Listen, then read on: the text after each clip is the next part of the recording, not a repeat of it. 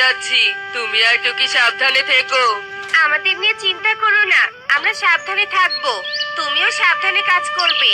আর হ্যাঁ শোনো, ঘরে চাল ডাল নেই। মোড়ল মশাইয়ের কাছ থেকে টাকা নিয়ে চাল ডাল নিয়ে এসো, কেমন? আচ্ছা ঠিক আছে, আমি চললাম তবে। মা, আমি খেলতে চাই। হ্যাঁ যা, তবে তাড়াতাড়ি ফিরিস কিন্তু। আচ্ছা ঠিক আছে মা।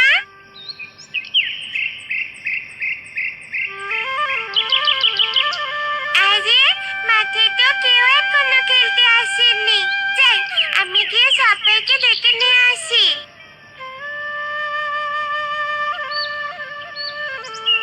এই কনক, তুই খেলতে যাবি না আজকে?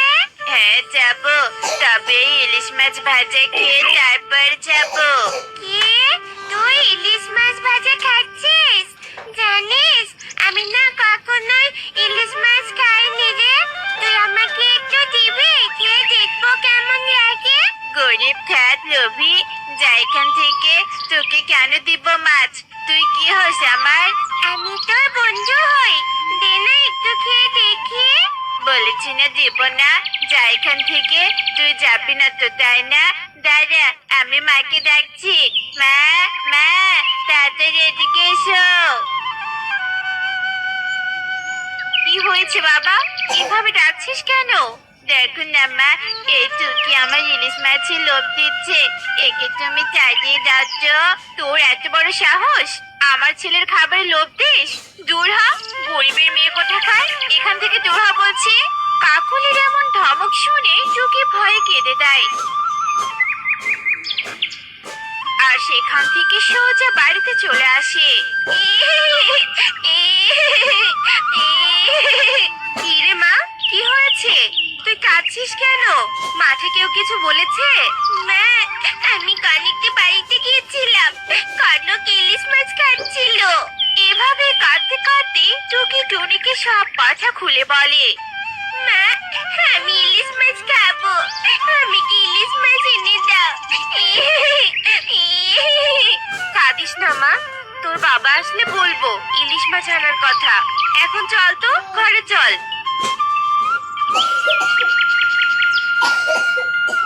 কি হয়েছে আমার টুকি মায়ের? মা টুকি, এমন চুপচাপ বসে আছিস কেন? বাবা, আমি ইলিশ মাছ খাবো। তুমি আমাকে ইলিশ মাছ এনে দাও। মারে, বাজারে তো ইলিশ মাছের অনেক দাম। ইলিশ মাছ যে আমাদের মতো গরিবদের জন্য নয়। তুই ইলিশ মাছ ছাড়া অন্য কিছুর বায়না কর। না না না, আমার অন্য কিছু চাই না। আমি ইলিশ মাছই চাই, মানে চাই। মা, বাবাকে বলো না আমার কথা মেনে নিতে। টোনা, আমি জানি তোমার হাতে টাকা নেই, তবুও বলছি টুকির বায়নাটা মেনে নাও টোনা। আচ্ছা ঠিক আছে, মেনে নিলাম। টাকা দিয়ে ইলিশ মাছ কিনতে পারবো না তো কি হয়েছে? নদী থেকে তো ইলিশ মারতে পারবো। মানে? মানেটা হলো, কাল কাজে না গিয়ে আমার টুকি মায়ের জন্য নদী থেকে ইলিশ মাছ ধরতে যাব। বাবা, তুমি অনেক ভালো। মা, তাড়াতাড়ি আমাদের বাবার জন্য খাবার বাড়ো তো, আমরা খাবার খাবো।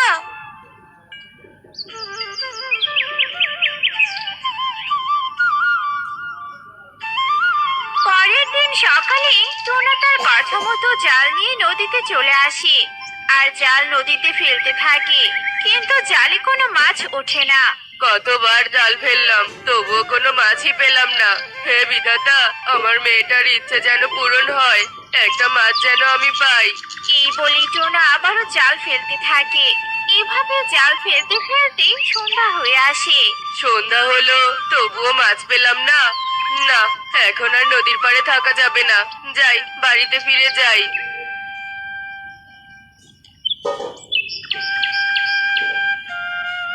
বাবা, ইলিশ মাছ পেয়েছো? আমার ভাগ্যটা অনেক খারাপ রে মা, একটা মাছও পাইনি। মাছ পাওনি? মা আমার, মন খারাপ করিস না। আমি কাল মোড়লের কাছে অগ্রিম কাজের টাকা নিয়ে মাছ কিনে আনবো। আচ্ছা ঠিক আছে বাবা, যাও এবার তুমি হাত মুখ ধুয়ে এসো।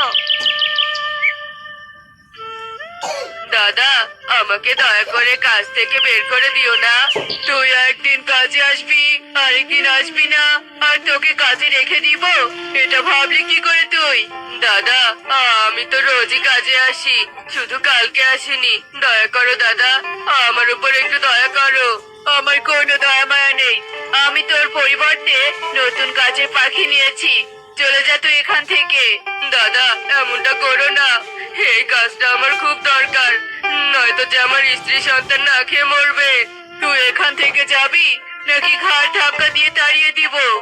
টোনা আর কিছু না বলে কাঁদতে কাঁদতে সেখান থেকে বাড়িতে চলে আসে আর টুনিকে এসে সব কথা খুলে বলে। হায় হায় রে, এ কি হয়ে গেল? এবার এই সংসার চলবে কি করে? জানি না টুনি, জানি না। আজ আমার জন্য এসব হলো। আমি যদি ইলিশ মাছের বায়না না করতাম তাহলে এমনটা হতো না। টুকির কান্না দেখে টোনা ও টুনি তাদের কান্না থামিয়ে টুকিকে সান্ত্বনা দিতে থাকে।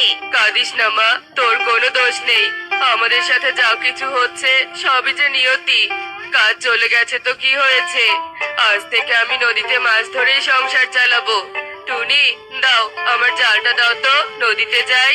বাইরে আকাশ অনেক খারাপ, এখন যেও না টোনা। আরে কিচ্ছু হবে না, দাও জালটা, দাও টুনি। টুনি আর কিছু না বলে জাল এনে টোনাকে দেয়। টোনা জাল নিয়ে নদীর দিকে চলতে থাকে। এক পর্যায়ে টোনা নদীর পাড়ে চলে আসে আর কিছুক্ষণ পর আকাশ কালো করে প্রচন্ড বেগে বৃষ্টি নেমে আসে। টোনা বৃষ্টির মাঝে নদীতে জাল ফেলতে থাকে। যাক বাবা, অবশেষে একটা মাছ পেলাম। যাই, এই মাছটা বাজারে বিক্রি করি গিয়ে।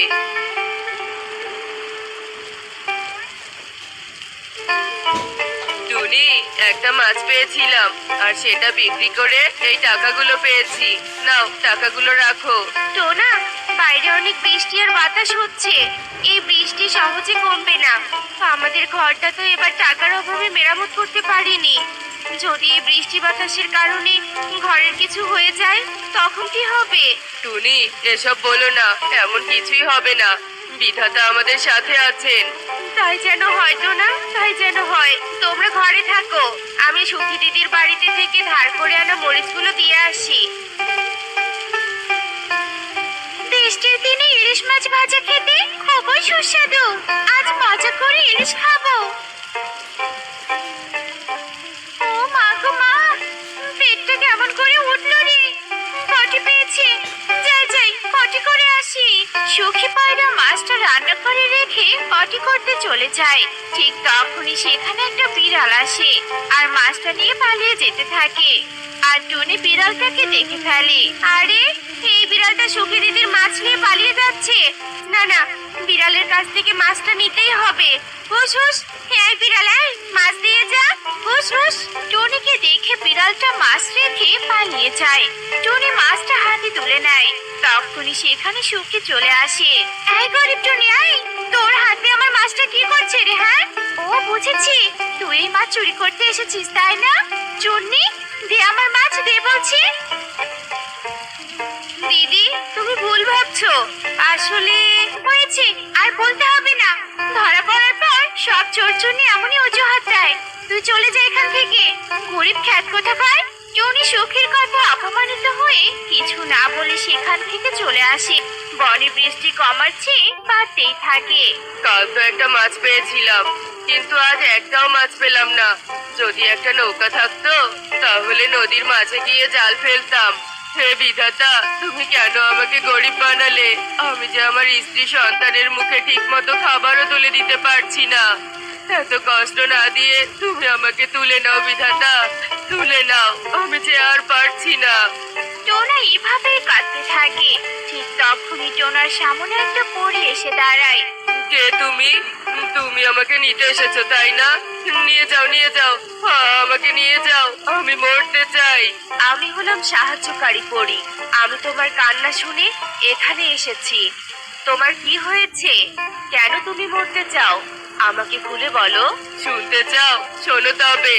টোনা সাহায্যকারী পরীকে সব কথা খুলে বলে। সব শুনে পরী বলে, সত্যি তোমার অনেক দুঃখ। আমি তোমাকে সাহায্য করব।